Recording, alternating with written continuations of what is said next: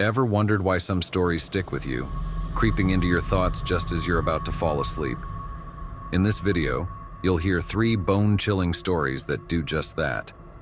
They're designed to haunt your mind and make you rethink the stillness of the air when everything seems just a little too quiet. We promise these tales will tap into your deepest fears and give you a reason to keep the lights on. Go ahead and hit that like button because honestly, we know you won't be getting much sleep after this anyways. But hey, enough talk. Let's dig into the stories. The perfect neighborhood. I've never been one to settle down. In fact, for most of my life, I've avoided it. But last year, when I was offered a job at a new law firm in Wilmington, North Carolina, it seemed like the perfect opportunity to finally buy a house and start fresh. The timing felt right, and for once, everything seemed to fall into place. The house I bought was in a gated community called Willowbrook Estates, a place that boasted pristine lawns, white picket fences, and friendly neighbors who waved at you from their front porches. It was everything you'd imagine when you think of the perfect American neighborhood. But there was something off about it. I just didn't realize it at first. My first few weeks in Willowbrook were uneventful. The neighbors were nice enough, polite, even if a little too friendly. There was Mrs. Caldwell, the elderly woman who lived across the street and baked pies for new residents, and the Millers, a young couple with 2 small kids who always seemed to be playing in their immaculate front yard. The Homeowners Association, HOA, was strict though. They had rules for everything: what color your house could be, how often you needed to mow your lawn, where you could park your car. It was a little over the top, but I figured it was just how these types of places worked. After all, I'd never lived in a community like this before. It wasn't until I met the head of the HOA, a man named Mr. Whitmore, that I started to realize just how unusual things were. Mr. Whitmore was in his late 40s, sharply dressed in a suit and tie, even in the blistering summer heat. He knocked on my door one Saturday morning, clipboard in hand, and flashed me a wide smile that didn't quite reach his eyes. "Mr. Ryan Matthews, correct?" he asked, his tone overly cheerful. "I just wanted to welcome you officially to Willowbrook Estates." "Thanks," I said, a little thrown by his formal demeanor. "Everything's been great so far." "I'm sure it has," Whitmore replied, glancing down at his clipboard. "I just wanted to remind you of a few key guidelines.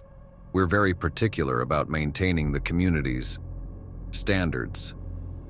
He went on to list a series of rules I already knew: keeping my lawn trimmed, making sure the garbage bins were out of sight, and even limiting the types of decorations I could put up. But it was the last thing he said that caught my attention.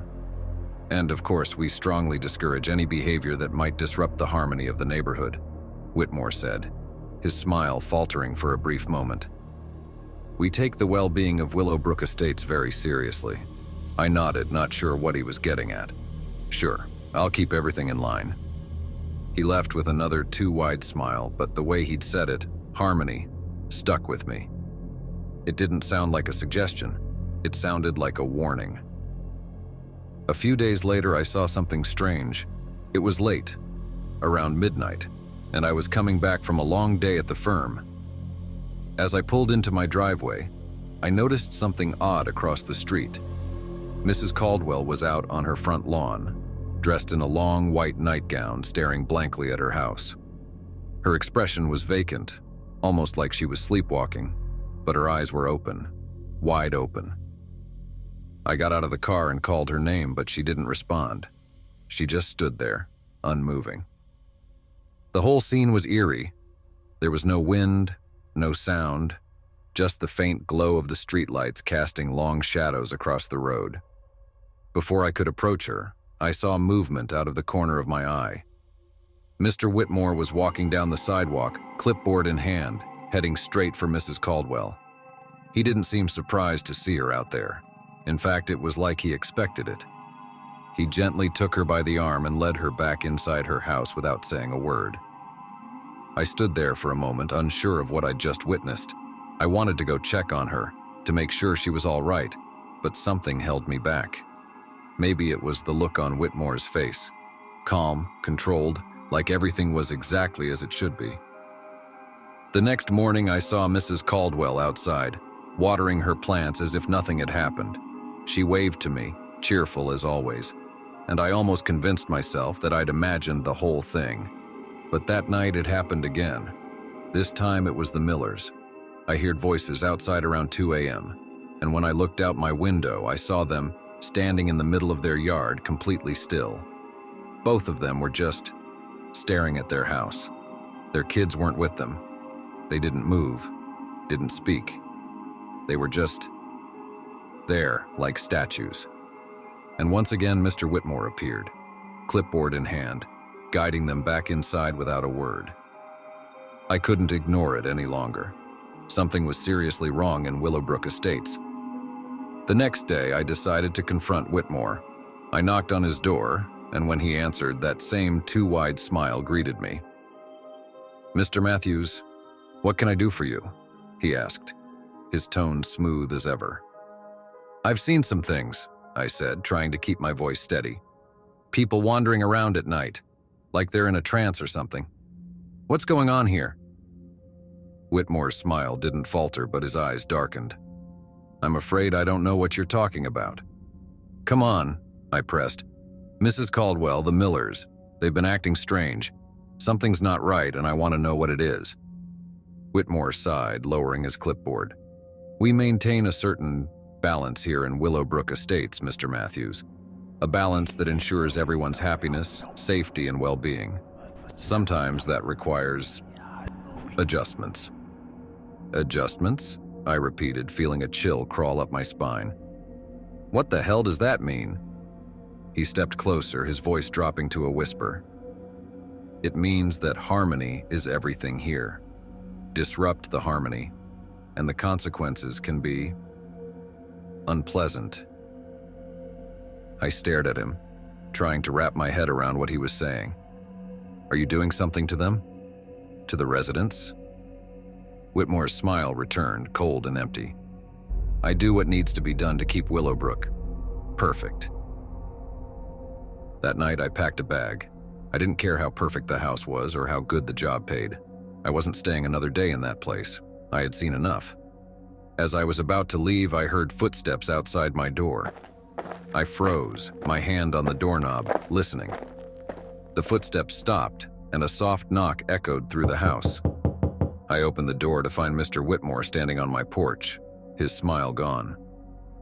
"Leaving so soon, Mr. Matthews?" he asked quietly. "I'm done," I said. "I'm not staying here." Whitmore's eyes narrowed, and for the first time I saw the cold calculation behind his calm demeanor. "You should reconsider." "I'm not going to be another one of your puppets," I snapped. "I don't know what you're doing to these people, but I won't be part of it." He sighed, looking almost disappointed. "That's unfortunate." Before I could react, Whitmore raised his hand, and everything went black. I woke up the next morning in my bed, my heart pounding. For a moment, I thought it had all been a nightmare, but then I saw it, on my nightstand. A small white envelope with the HOA's logo stamped on the front. Inside was a single piece of paper. Written in neat, perfect handwriting were the words, "Harmony has been restored." I don't know how, but I could feel it. Something had changed. I wasn't the same, and I couldn't leave. The Hollow Ones. Most of the time, the job of a sheriff in Pine Ridge is pretty straightforward. Sure, we get the occasional fight at the bar, the odd runaway, but it's a small town. You handle the day-to-day and keep things quiet. I've been sheriff here for 8 years, and for the most part, I've kept the peace. But a couple of weeks ago, things started happening that I can't explain. Things that don't fit in a report. My name is Sam Henry, and I'm still trying to make sense of what I saw. It began with a call from the outskirts of town. The Tate family, who owned a large stretch of land just outside the Pine Ridge Reservation, hadn't been heard from in days. The Tates weren't exactly social. Old ranching family, kept to themselves, didn't come into town much. But when their neighbors didn't see smoke coming from their chimney for a few days, they figured something was wrong. I headed out there with Deputy Rick Torres just to check things out. The drive took us over an hour, winding through fields of dry grass and dusty roads. The Tate Ranch sat in a small valley, the house itself looking like something from a bygone era. Weathered wood, shutters hanging off their hinges, the whole place giving off a feeling of abandonment. As we pulled up, the first thing I noticed was the silence. No animals, no wind, just stillness. We knocked on the door, but there was no answer.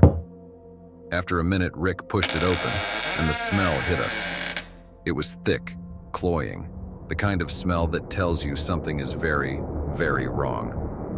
We stepped inside, guns drawn, and immediately knew that whatever had happened here, it wasn't good. The house was dark, the windows boarded up, and the furniture was old and rotting. The living room was covered in dust, but the weird part was the dining room table, set with plates, forks, knives, but the food on them was untouched, like someone had sat down to eat and then just left. Then we found the bodies. They were in the back bedroom, Earl Tate and his wife Marjorie, lying side by side on their bed. Both of them looked like they had been dead for days. Their skin was gray, mottled, and their eyes were sunken deep into their skulls. But the strangest part was their mouths. Their jaws were wide open, frozen in what looked like a silent scream. I've seen death before. Hell, I've seen bad death, car crashes, accidents, even a shooting. But this was different. This was unnatural. Rick and I called it in, and within an hour we had forensics on site. The medical examiner couldn't figure it out. No signs of struggle, no trauma, no obvious cause of death. But there was something else. Something under the skin. Their bodies felt hollow, almost like there was nothing left inside them. But the real trouble started when we found their son. Caleb Tate had always been a quiet kid, kept to himself, worked the ranch with his parents. No one in town really knew him that well, but he wasn't a troublemaker. Just odd. We found him in the barn, sitting in the dark, covered in dirt. He didn't speak when we entered, didn't even look up. He was just sitting there, staring at the ground, his face blank. Rick tried to talk to him, but he didn't respond. His clothes were filthy and his hands were covered in what looked like dried blood. I figured he was in shock, probably found his parents like that and hadn't moved since. But when we tried to bring him in, Caleb finally looked up. His eyes, they weren't right. They were too wide, too bright, like he hadn't slept in days. And there was something else in them, something I can only describe as emptiness.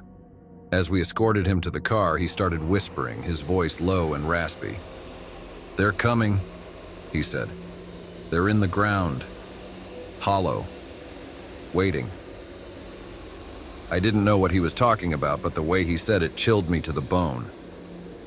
We kept Caleb in the station overnight, hoping to get him to talk, but he never said another word. He just sat there, staring at the floor, unmoving. Later that night, I headed back to the Tate Ranch to look around some more, see if we missed anything. As I walked through the property, the silence that had unnerved me earlier returned, even heavier now. I wandered out toward the barn, the sky dark, no moon in sight. That's when I noticed something odd. The ground near the barn, it was uneven, like it had been dug up recently and filled back in. I crouched down and brushed the dirt aside, revealing what looked like a shallow grave. I started digging, using my hands to pull back the dirt, and after a few minutes I hit something solid, a wooden box. I pried it open, and inside was something I'll never forget. It wasn't human, at least not anymore. The thing inside was shriveled, pale, its limbs twisted unnaturally. Its skin was stretched tight over its bones, and its mouth, just like the Tate's, was wide open in a silent scream. But its eyes were still there, sunken and glassy, staring up at me. I stumbled back, my mind racing. I knew this wasn't a normal grave.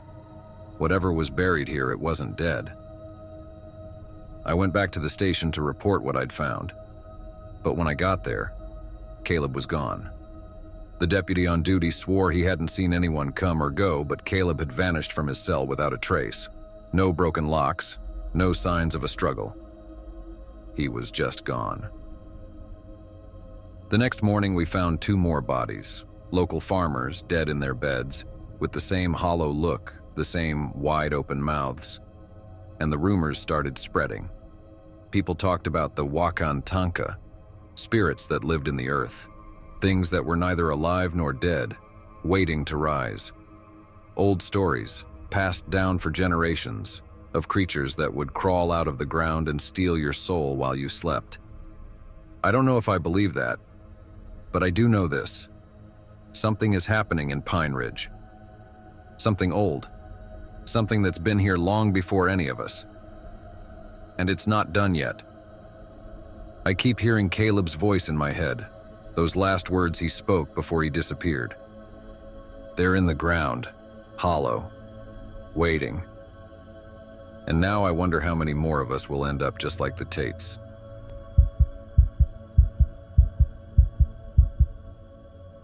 The other side. I've always been a skeptic.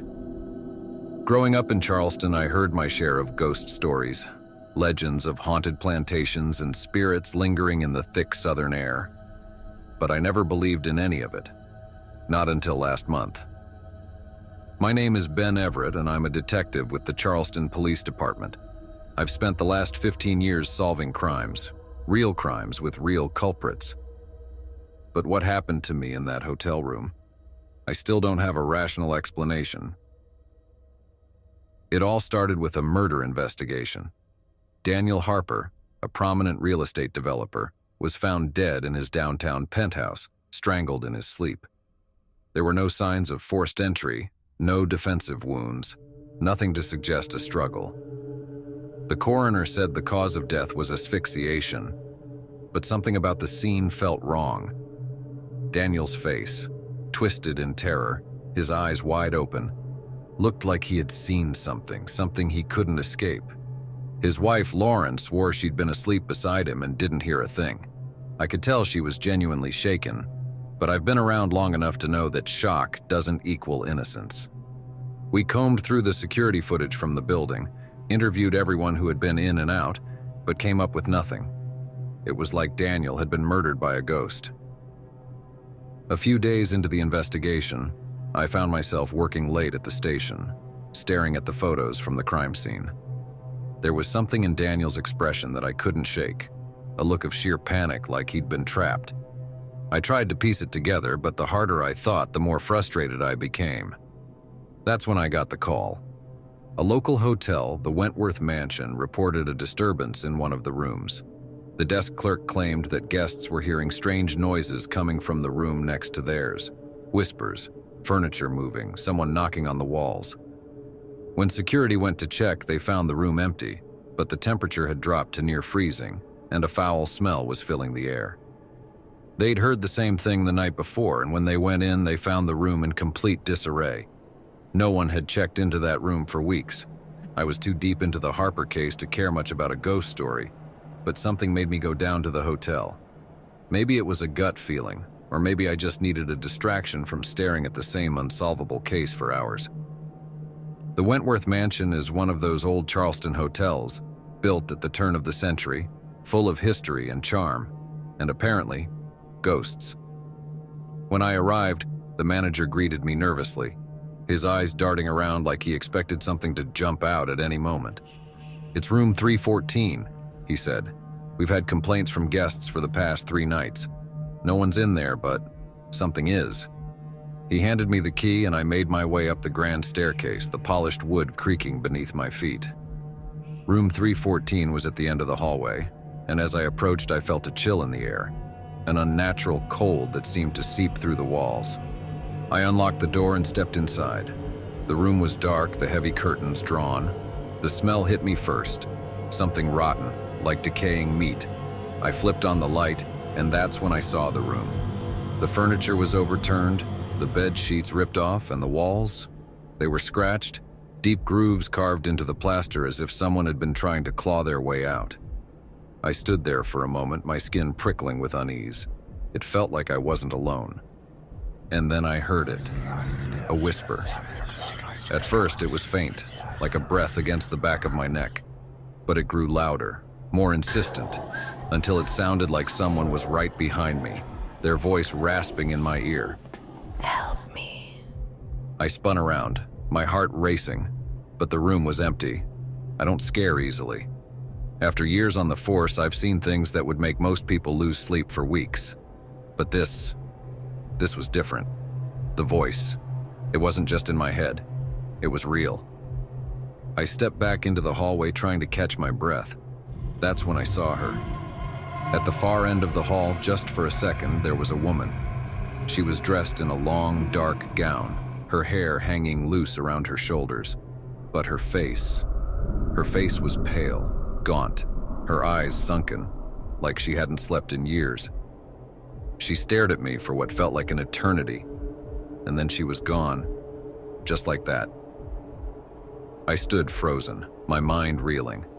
I didn't know what I'd just seen, but I knew I couldn't leave. I had to figure out what was happening in this hotel, and how it connected to Harper's murder. The next morning, I dove into the hotel's history. It didn't take long to find the story. Room 314 had been the scene of a tragic death over 80 years ago. A woman named Eleanor Whitfield had lived in the hotel during the 1920s. She was engaged to a wealthy businessman, but on the night of their wedding, she was found dead in her room, strangled. The official report said it was a suicide, but local rumors told a different story. They said her husband-to-be had a darker side, that he'd been abusive. Some said he'd killed her.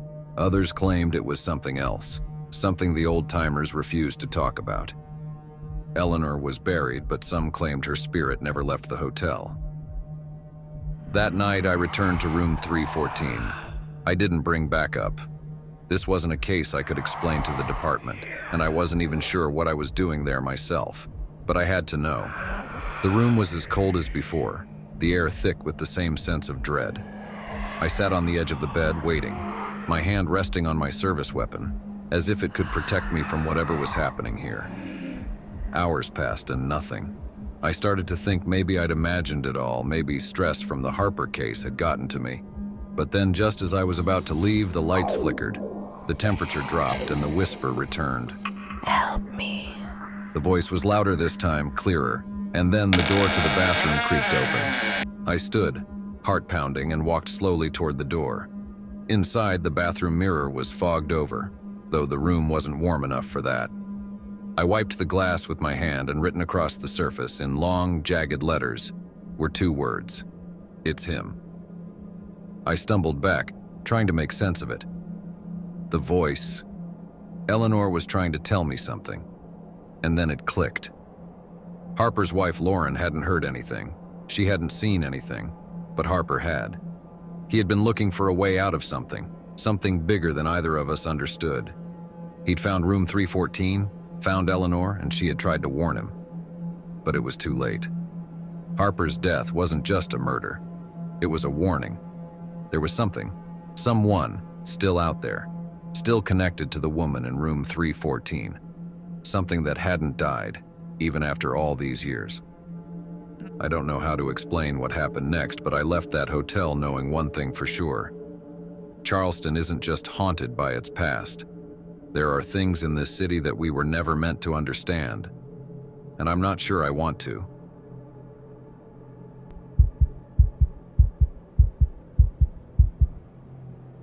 That concludes tonight's tales, but remember, the stories don't end here. Darkness always lingers, waiting to reveal its next secret. If you enjoyed the journey into the unknown, be sure to like the video, subscribe to Dark Domain, and hit the notification bell so you never miss the next unsettling story. And don't forget to tell us in the comments. If you had to describe your life in just one word, what would it be? I'll be watching your answers.